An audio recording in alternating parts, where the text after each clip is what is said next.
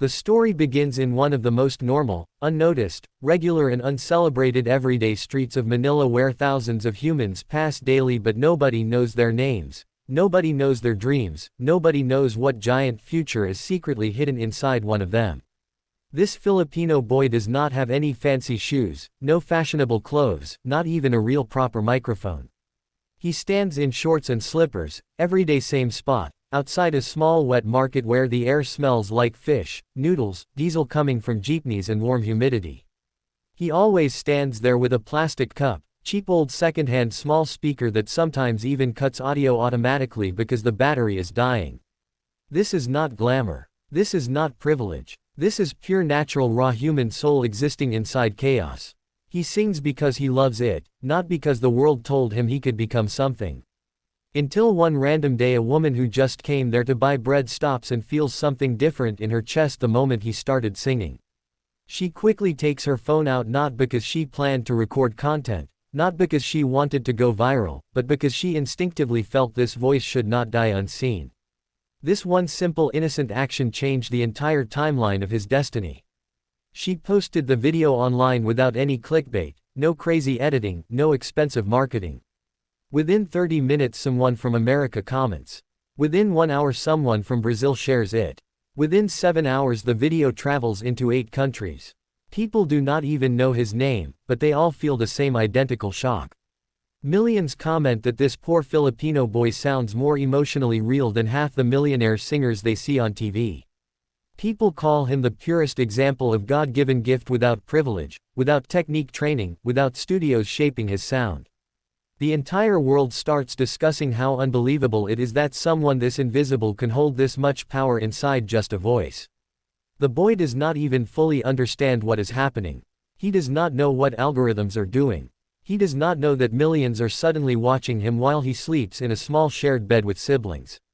His life is still normal for him the next morning.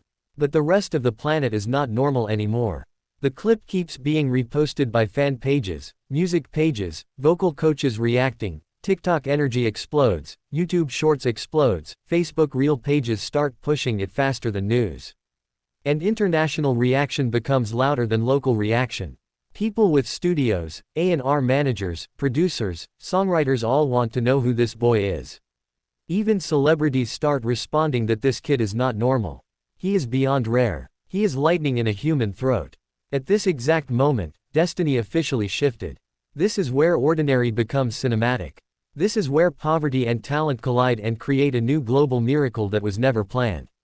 This is how episode 1 ends. The world now demands to find him. Producers from a local television talent show somehow track the boy down through Facebook messages and relative comments. They send him a formal invitation to come audition. When he receives the message, he cannot believe it is real. His parents also think maybe it is prank or scam.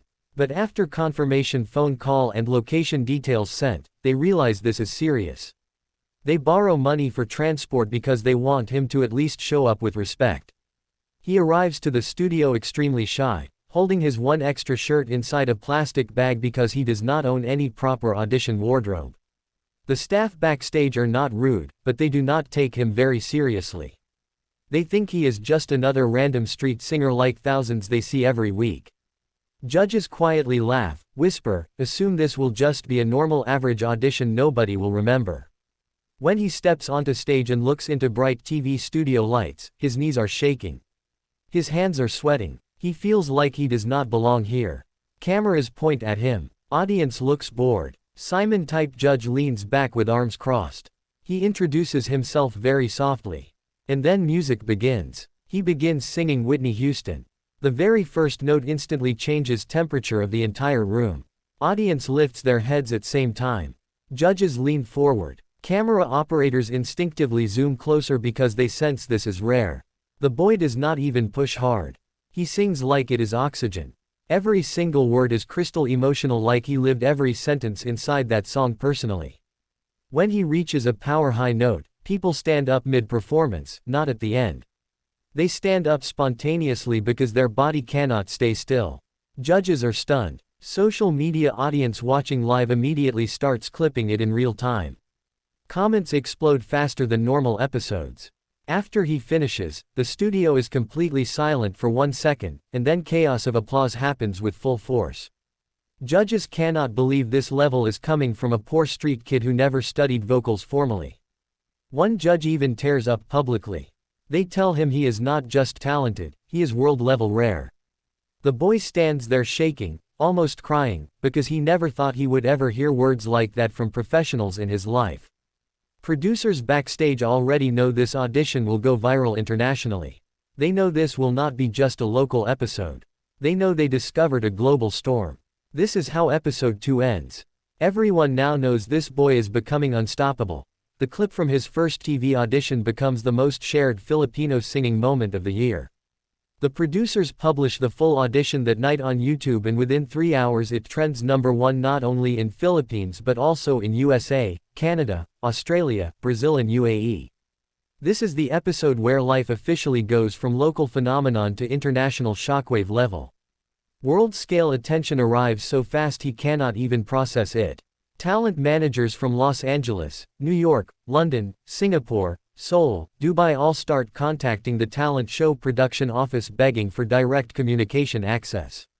They want to sign him before the world tries to take him. Hollywood agencies are emailing paragraphs with contract proposals, guaranteed international development deals, vocal training sponsorships, world tour pipeline architecture, sync licensing future plans, press interview packages, content network partnerships, brand deals, PR full-scale career engineering. He is still just a poor Filipino boy who wakes up in his tiny house where ceiling fan sound is louder than the internet noise. He does not have manager. He does not have lawyer. He does not even have professional email address. He still uses a shared phone with cracked screen. He is still scared to speak English full sentences because he thinks he might embarrass himself. But the world is speaking for him now.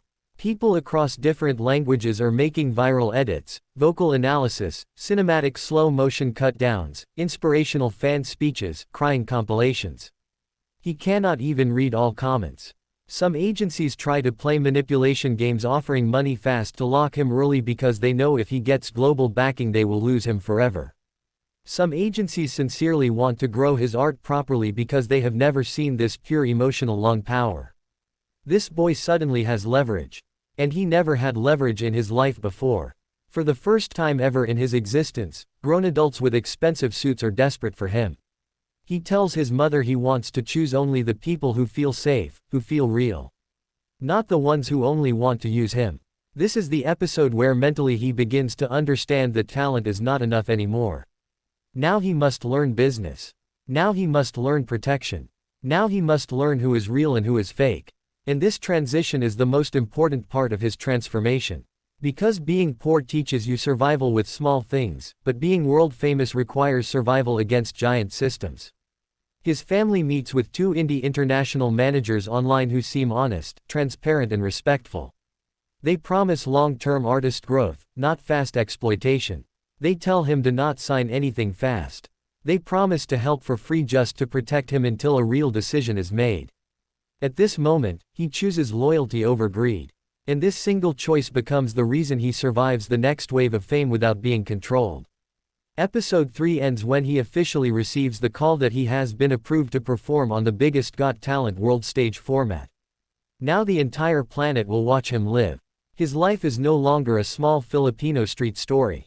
The world is about to see him front row center.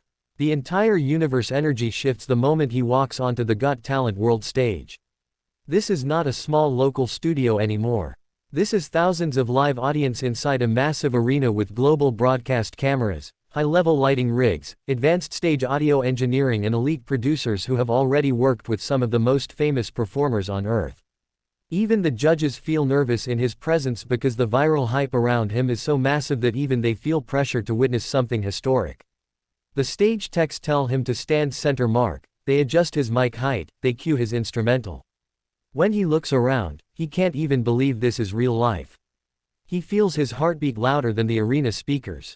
He quietly closes his eyes 1 second before music starts and whispers thank you inside his mind to God, to his mother, to the street, to the market, to the plastic cup life, to all pain that gave him this fire.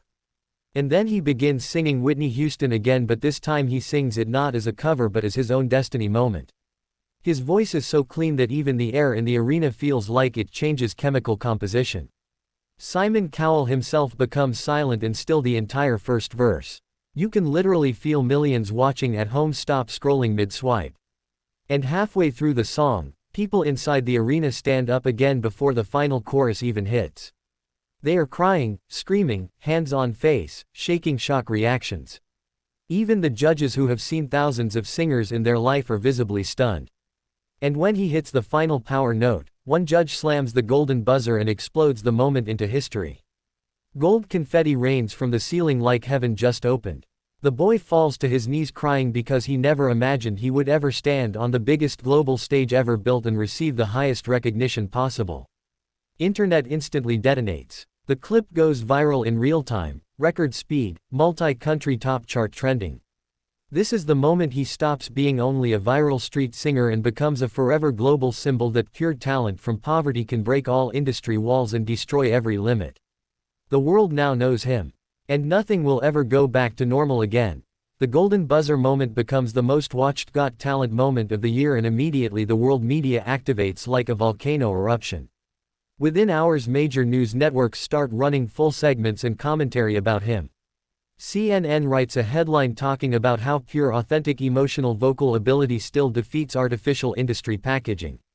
Fox calls him the modern world reminder that greatness is not manufactured in expensive studios. BBC uses the phrase, global shockwave created by a poor Filipino singer who sings truth like oxygen.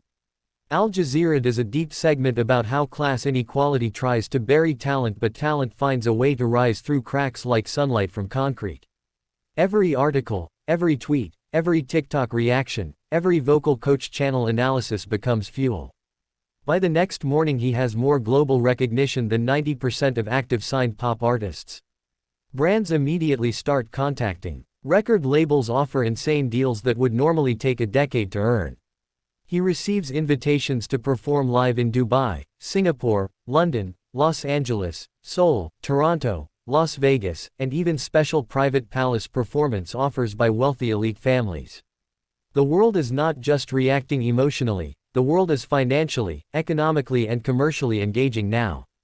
And this is the part that truly shocks the industry. Normally actors, influencers, models, and pop stars require long years of machine development, training, narrative building and production investment to break globally. But this poor Filipino singer accomplished what they dream of without any professional investment. He did it with pure raw human soul power. This single truth terrifies the system because his existence proves the entire entertainment gatekeeping structure is weaker than a pure voice from an invisible street corner in Manila. People in Brazil, Mexico, India, Egypt, Indonesia start claiming him as their inspiration icon. He suddenly becomes international symbol of poor global talent united against elitist industry. Trends begin where people film themselves singing in streets and tag him. He becomes the blueprint that viral miracle is possible even when the world tells you nothing is possible. His interviews become viral because he speaks with humility.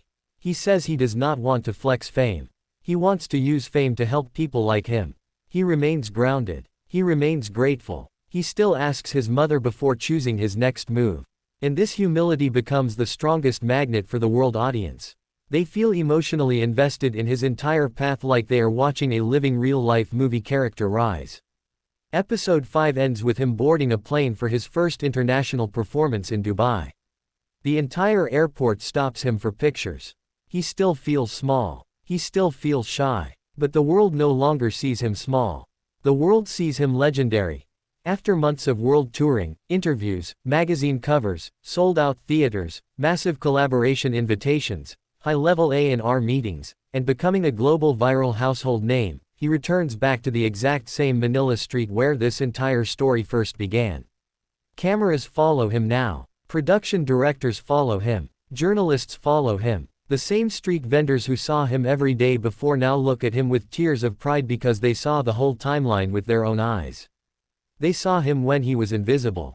They saw him when he was ignored. They saw him when people walked past him without noticing.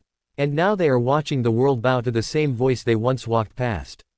He buys food for children. He buys rice for families. He pays school fees for neighbor kids. He tells everyone here that this place is not a shameful origin. This place is sacred. This place gave him voice, gave him hunger, gave him pain, gave him resilience, gave him meaning. His success is not an escape from poverty, his success is a victory above it.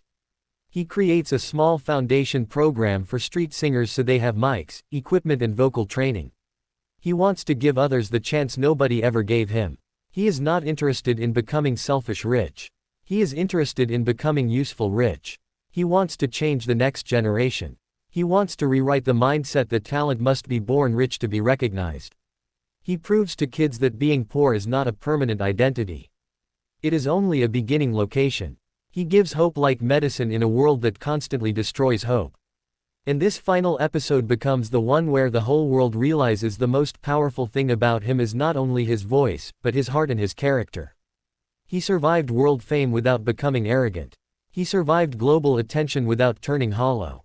He stayed pure. He stayed real. He remained human. The story ends with him singing again in the same street, but this time the world listens not because they just discovered him, but because now the world protects him, respects him and stands behind him permanently. His journey is living proof that destiny is real, miracles are real, and greatness can rise from the most unexpected, unprivileged, unseen places.